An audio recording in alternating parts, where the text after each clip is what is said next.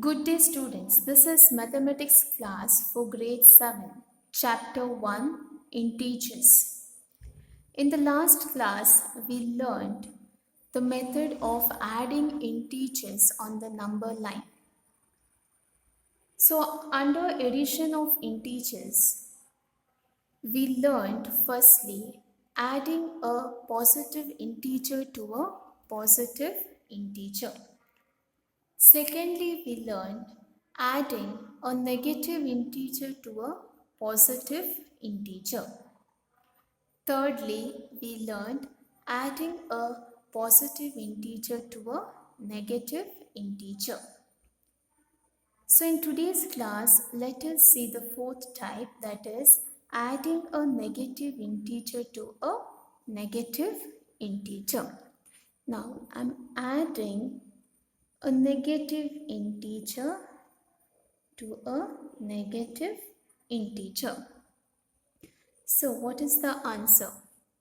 So first I need to move to minus 2 on the number line.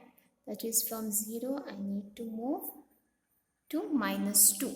So this is minus 2. And then I have to add minus 5.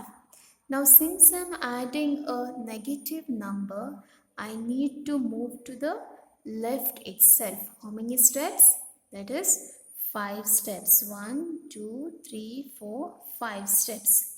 So I will reach minus 7. So the answer is minus 7. So this was minus 5. So did you get this, students? Yes. Now let us understand how to get the answer without using the number line. Now suppose I write this number here, that is I'm adding a negative number to a negative number. So here we find two negative integers, isn't it, students? Yes. So when two negative integers are added, we take the sum.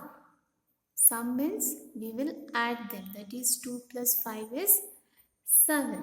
Isn't it, students? Yes. And then place the same sign, that is minus. So both the negative integers have the minus sign, isn't it? Place that sign in the answer. So the answer is minus 7. This is you're getting the answer without using the number line. Is this clear, students? Yes. And the same thing is with the first case where I taught you adding a positive integer to a positive integer. So this was the fourth one, isn't it, students? Okay. The first one what I thought was adding, suppose I have two positive integers here. Okay, this was the first case. Two positive integers. So when we add two positive integers, and here again we will take the sum. That is, what is the sum? It is 7. And then what is the sign? We will place the same sign, that is the plus sign. Did you get this, students? Yes. So the first case and the fourth case was the somewhat similar, isn't it, students? Yes. We had in the first case both positive integers. When we add positive integers, we take the sum and then place the same sign. And even while adding two negative integers, we take the sum and place the same sign. So this was in first and fourth. What about the second and third one which I taught you in the last class? So here let me give you one example.